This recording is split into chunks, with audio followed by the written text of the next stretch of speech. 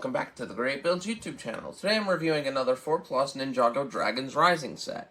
This is Kai and Raz's Car and Bike Battle, which retails for $20 in the US, contains 2 minifigures, and contains a total of 3 different side builds as well as 2 main bikes. So let's start with the bikes here first, and then we'll talk about the side builds after that.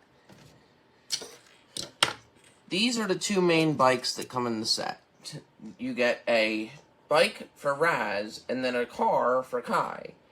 The unique thing about this set is something that 4+ sets are trying to prove with their piece usage as of lately, which is that their molds can be used for more than what they're originally used for.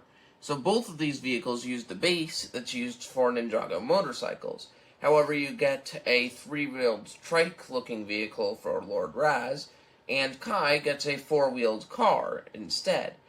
The car uses these beautiful wheel pieces that are all plastic, so they roll pretty well still, and it adds to the more detail of the set while keeping some fairly large pieces that won't fall apart when you play with it. The sides of the vehicle on Kai's vehicle contain some golden detailing, and pretty much are covered up all the way on the side. It's pretty good to be able to get a vehicle like that, especially with 4+ stuff. Additionally, the biggest feature that this vehicle has is that there's a dragon head breathing fire on the front. This dragon head is a brand new print on the Evo system of dragon heads. This particular head is a very digitalized looking fire dragon head, but it uses the same piece used on the Golden Jay's motorbike set from Crystallized. It's great to get a new printing here, and it's also detailed with an Exonite shield in red on top. The other feature that's worth noting is that there's also a swinging tail on the back, which is connected via a mixel joint. You could use this to whack your opponents with, or just make it look interesting as a tail for the vehicle. It's kind of cool, it makes it feel more like a dragon car this way. It's a very unique build, and I'm glad that they include at least some unique piece usage and features with this set. Moving on to Raz's vehicle, it's slightly more designed on the wheels, using gold wheels with actual tires this time, and the first tires molded between the 2 motorcycle pieces, while the back 2 tires are molded on the outside. You can see on the back here there's 2 golden pieces to represent thrusters, as well as a bunch of dark red pieces that match the Imperium color scheme well. You could add one of these fire pieces featured in the set to the back of it, so you can make it look like he's actually speeding away. However, they do not say anything about that in instructions or the box, so that's up to you to completely decide what you want to do with. There is enough room for Raz to sit in here with his weapon, and this set also contains the same printed piece on the front that was used in the other 4+ set, Nia and Aaron's Baby Dragon Battle. This is still a great way to get it, and it is the cheapest set to come with Raz and that printed piece.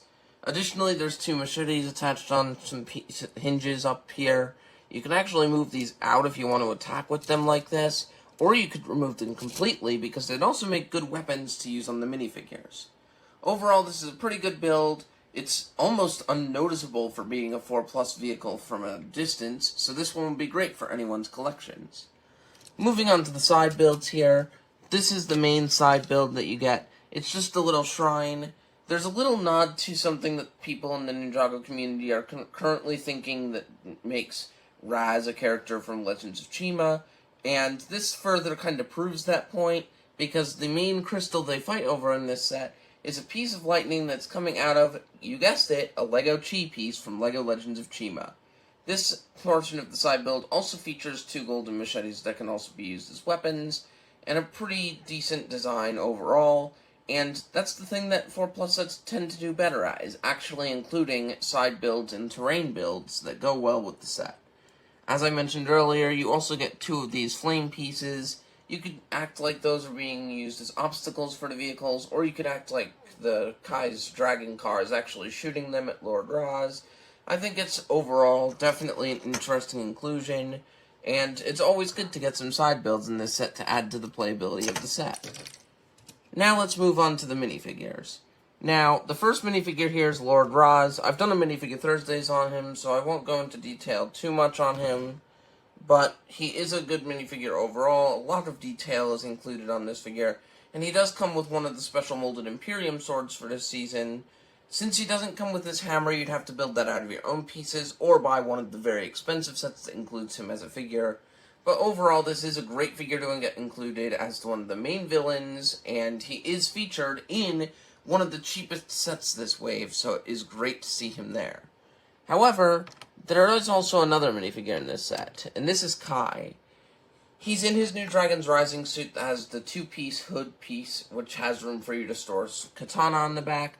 They do give you a katana for him to use as a weapon in this set, but it fits on his back when he's riding the vehicle, which makes sense. There's a lot of cool details with some dark red elements, and even a black belt on Kai, which looks good. And the face print that he includes is like a more digital mask, but he also comes with a different face print on the back, which actually matches his personality better than the previous face prints from the LEGO Ninjago movie that were used up until now.